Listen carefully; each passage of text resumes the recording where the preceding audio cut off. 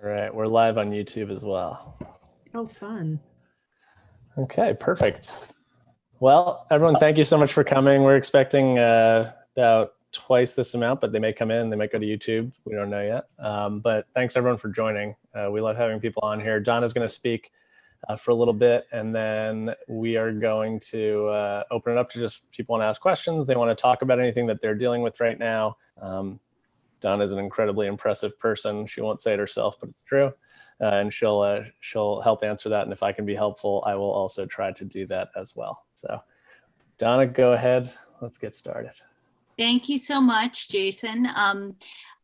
Just a little bit of a quick background. Today, we're going to be talking about trauma and the brain, and we can hit on other subjects, but we're trying to do these free video chats every Thursday night at 7:30.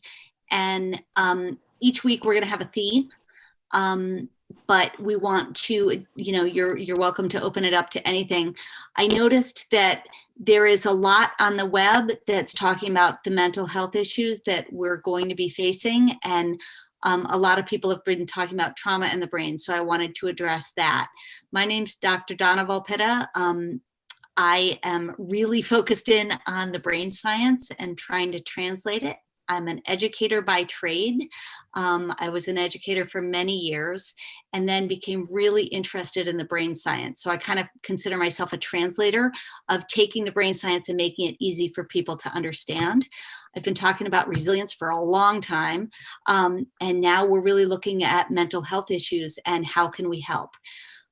In August, I believe, I met Jason, and we decided we were going to launch Pathways to Empower because we noticed that a lot of schools are beginning to be required to implement mental health education, and there's really nothing out there for them to help them to do so.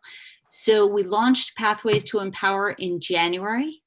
Our mission is to make the brain science easy to understand and apply in order to promote mentally healthy communities. Everything that we do, I promise, is easy to understand, easy to apply. You'll be able to apply this in all aspects of your life and easy to share with anyone. So that's our big focus. Since the pandemic began, we've been trying to figure out how can we help, how can we get tools out to help people to build resilience and foster mental health. And so please let us know as we talk about this. Afterwards, we're going to give you a way to text in to get follow-up emails. And if you have questions, don't hesitate to ask. If you have ideas of tools that you would like created, we'll do it. We'll figure it out. So please let us know. So I'm going to do a really short presentation and then kind of open it up to questions. But please, this is informal. Please feel free to ask questions at any point. Unmute, feel free to interrupt anytime. The basis of the work I do, as I said, as what our focus is making the brain science easy. And several years ago, I created something called the Resilient Mindset Model. And it was a model to help people understand the brain science of how does our brain naturally react to challenges. There are 3 parts to the model, and I'm going to do a really quick overview today. I do whole sessions about this, but just to understand the idea of trauma, I want to introduce the model. The first part of the model is the 4 S's of resilience, and you can't see it very well, but on the dragonfly's wings, I always say our response to any challenge is guided by the way we think about 4 S's. Ourself, how we judge the situation, like can we put it in perspective and break it down, the supports we can go to, and the strategies that we use. And so we need to build up those 4 S's in order to respond to challenge. So right now we're thinking about, all right, how are we going to respond to this pandemic and being quarantined and all of that? A lot of that has to do with how we think about those 4 S's, and those are on the dragonfly's wings. The second part of the model is the 4 characters, and you can see them up here. I wanted to understand how we naturally respond when we face challenges. And I read a book called Out of Character by David Desteno. And his job, it's really funny, he puts people into moral dilemmas and sees how they respond. And he said a lot of people think of decisions as good versus bad. Think about an angel and a devil over your shoulder. Think about Fred Flintstone, and he had that angel and the devil. And David Desteno said it wasn't an angel and a devil, it's an ant and a grasshopper.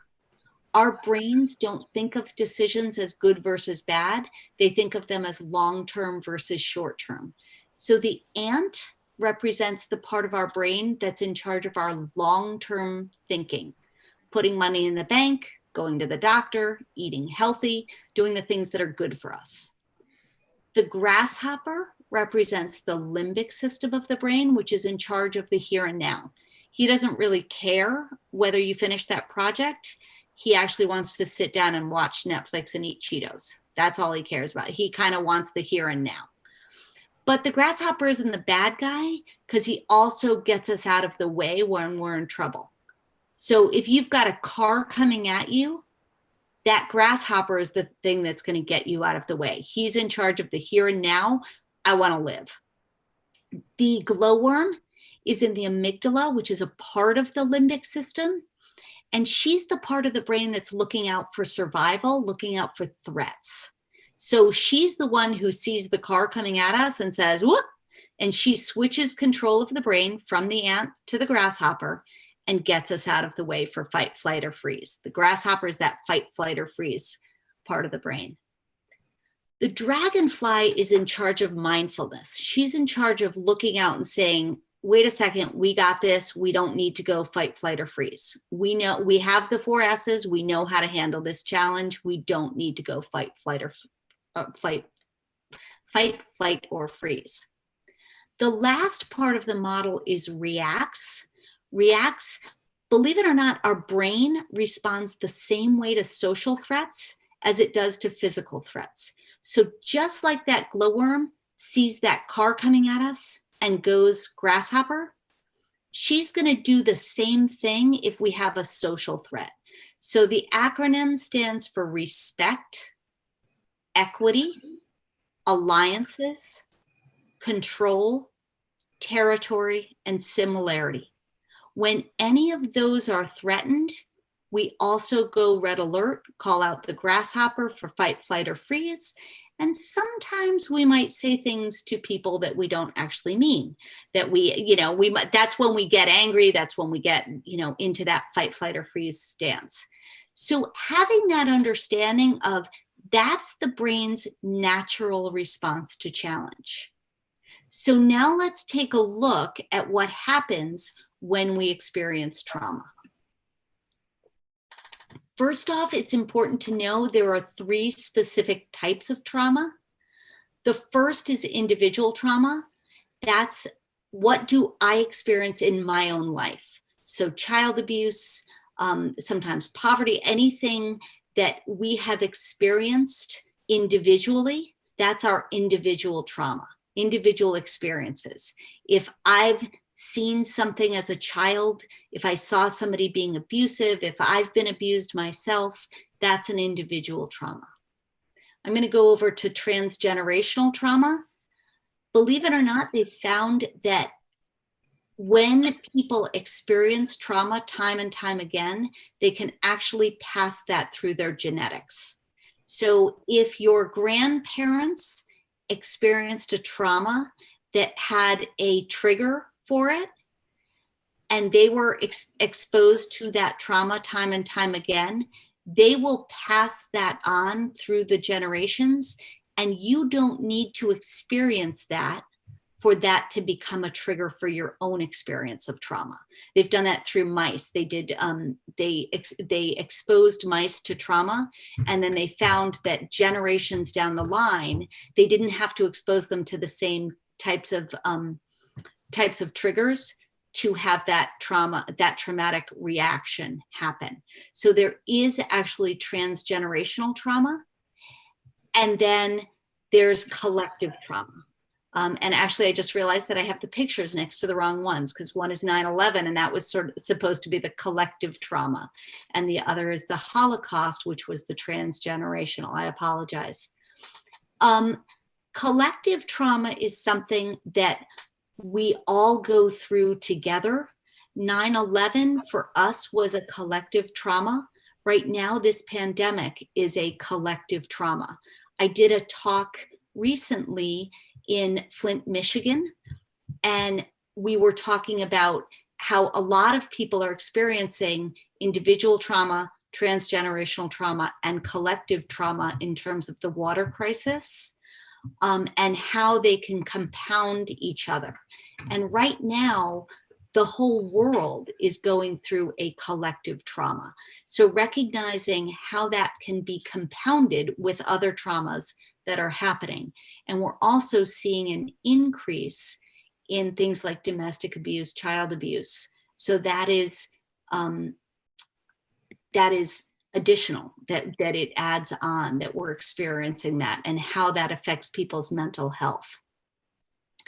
The other thing I wanted to just mention, there was a study called the ACEs study that looked at individual trauma, that looked at adverse childhood experiences. And they studied, they did a long-term study, and they asked questions. There were 10 questions that addressed childhood trauma.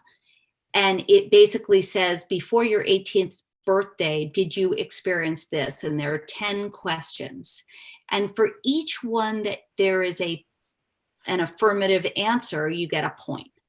So they focus on physical abuse, verbal abuse, sexual abuse, physical neglect, emotional abuse, a parent who's an alcoholic, mother who's a victim of domestic violence, a family member in jail, somebody with a mental illness, parents having a divorce, or death. And for each of these, you add up the number that you have experienced, and that's called your ACEs score, adverse childhood experiences. If you are not familiar with that study, I highly suggest just doing a little bit of research and looking up. What they found was the ACEs score has an incredible reaction in terms of your future, not only your emotional health, your mental health, but your physical health. So the higher your ACEs score, the more likely you are, pretty significantly, to experience all sorts of physical and mental health issues in the future. Now, this isn't that if you have these, you will, but it just increases your chances significantly with every additional point within the ACEs score. And Jason just put in a link that talks about the ACEs scores.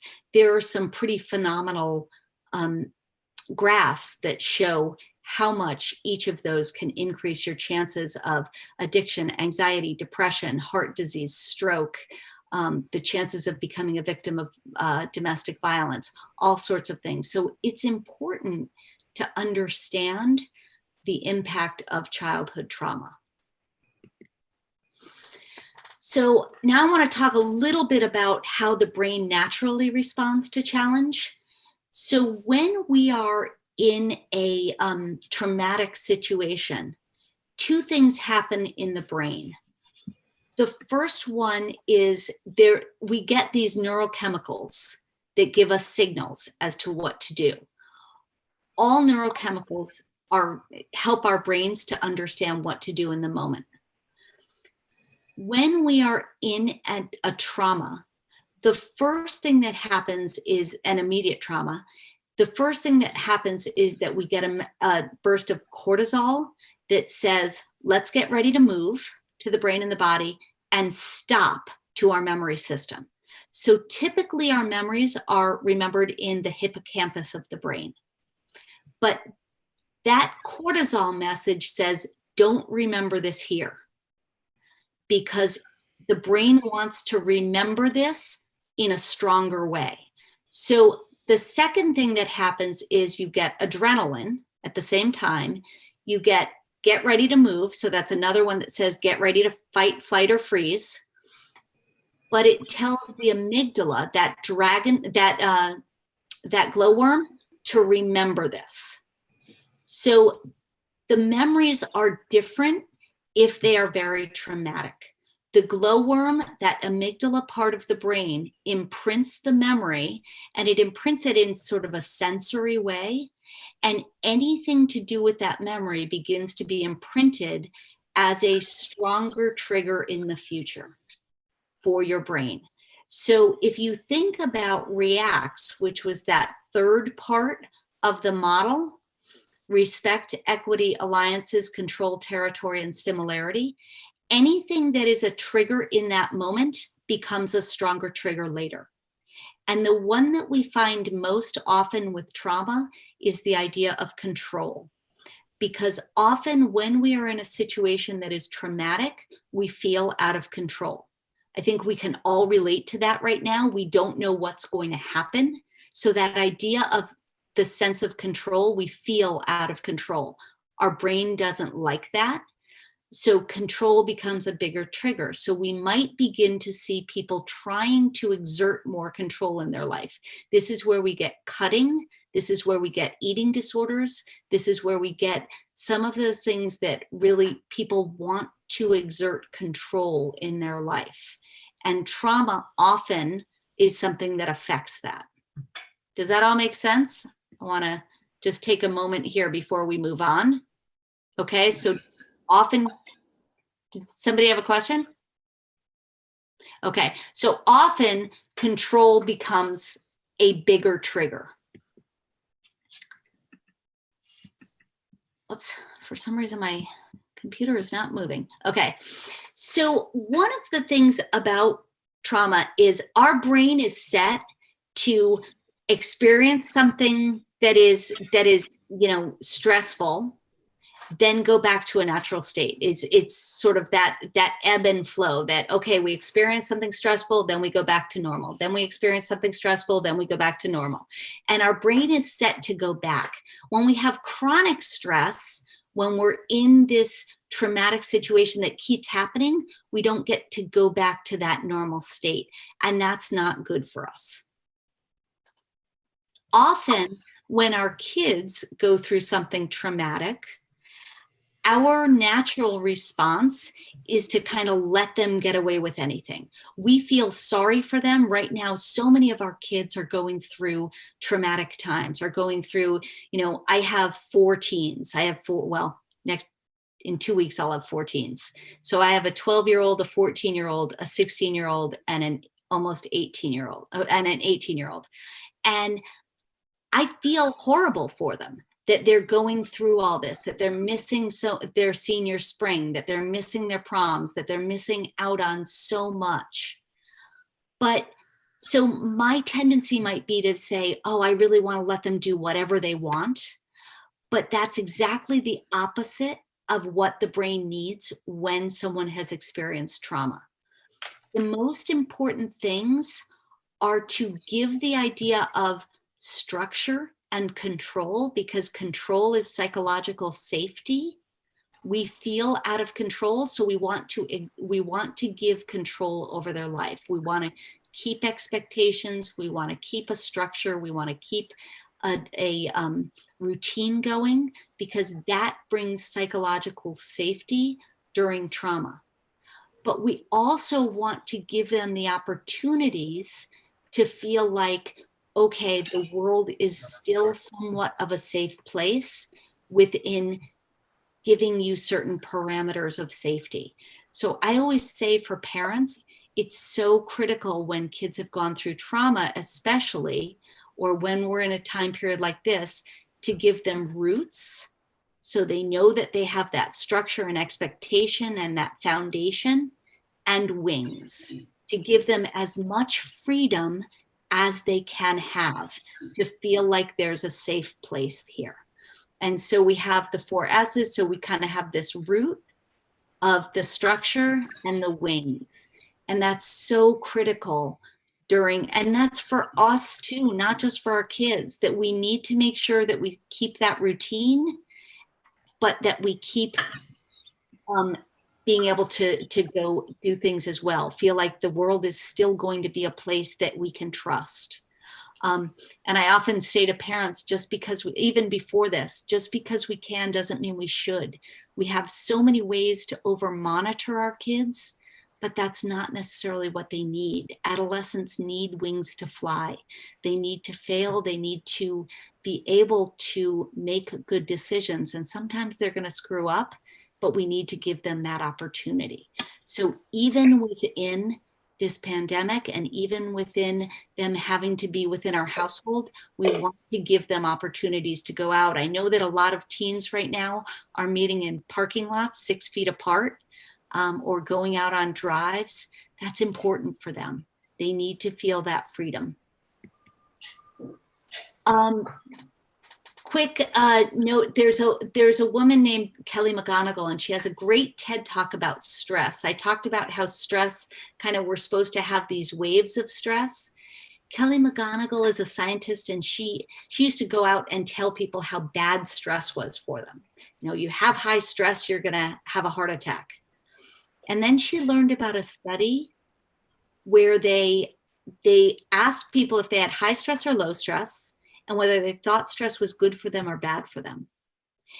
And the people who had high stress and thought stress was good for them in a long-term study did quite well.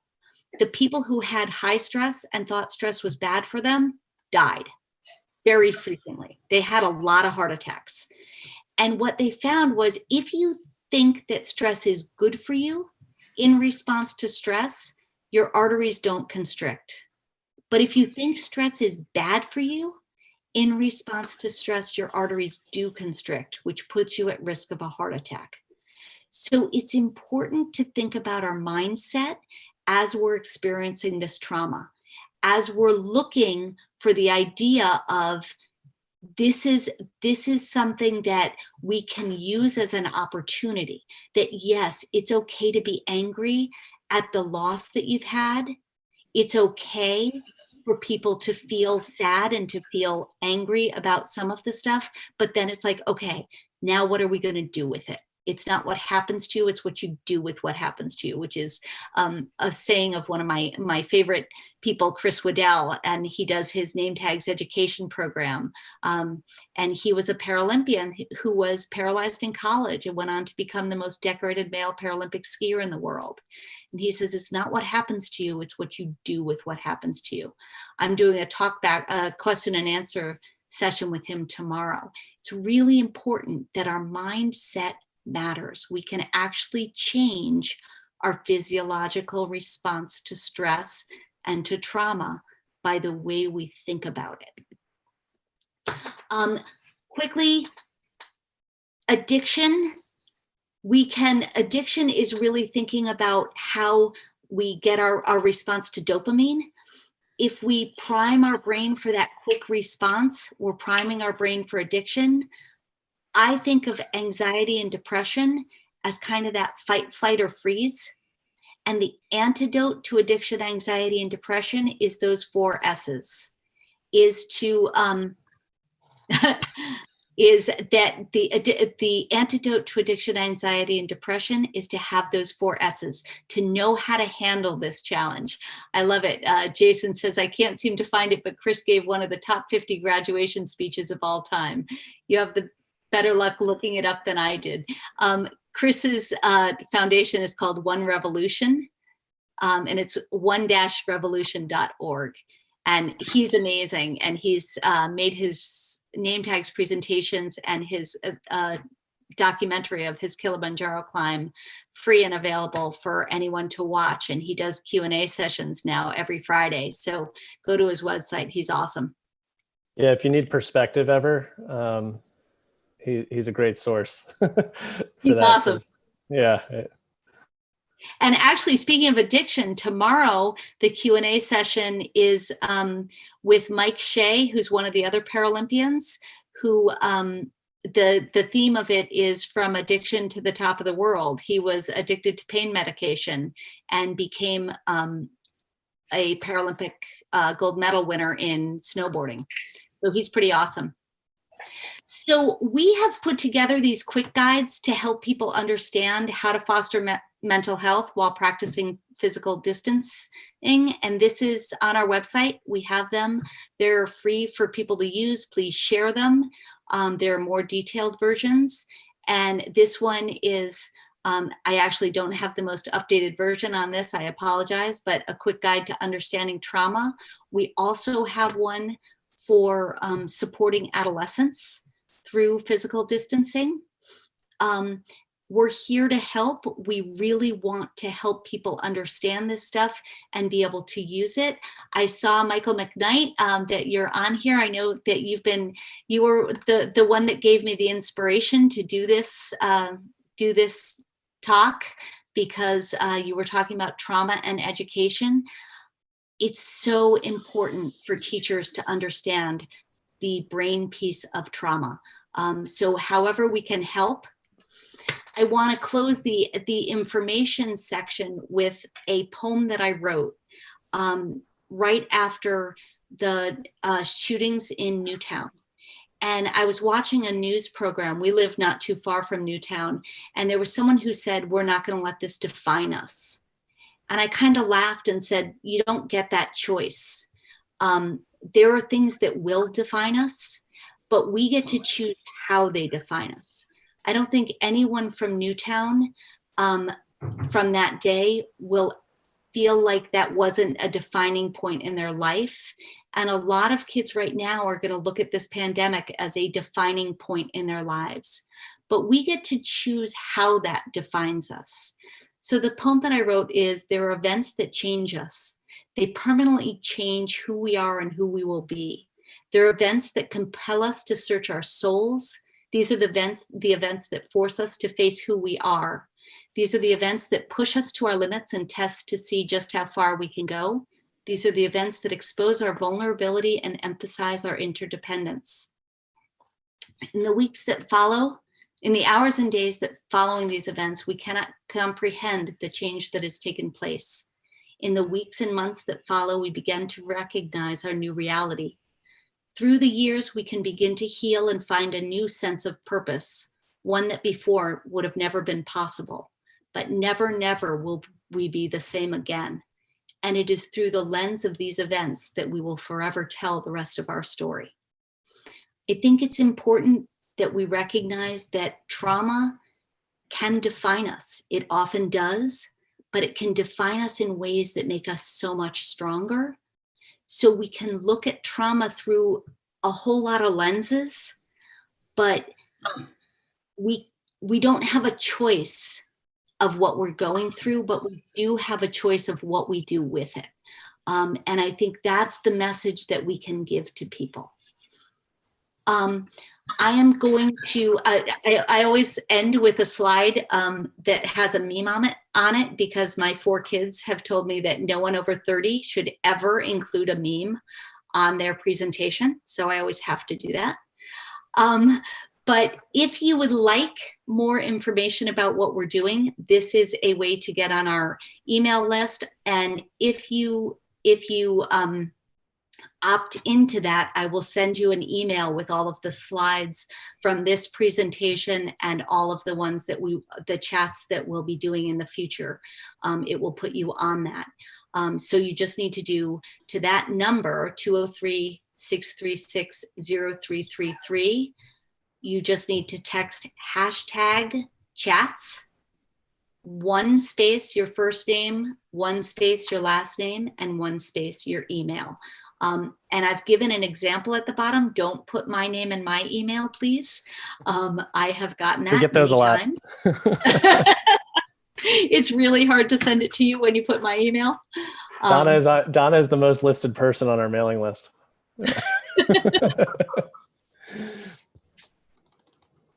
Yeah, his story is pretty amazing. All right. So, well, thank you everyone for being here. Again, just email us if you have questions. This will also be up on YouTube. We might just cut the Q&A when we put it up on YouTube and then just put the questions in the description. It's sometimes easier for people to read it that way. And then we'll hope to see you again. We do this every Thursday night at 7:30 Eastern. And And next week, what's the topic next week, Donna? I forgot to. You know what? We have not confirmed the topic yet. We still have a couple more days. We'll probably put something out on Sunday. Yeah. So if anyone has an inspiration for something that they would like as a theme, please feel free to let us know. All right, perfect. Well, thank you, everyone. We'll see you again soon, and we appreciate you joining us for this evening. Thank you very much.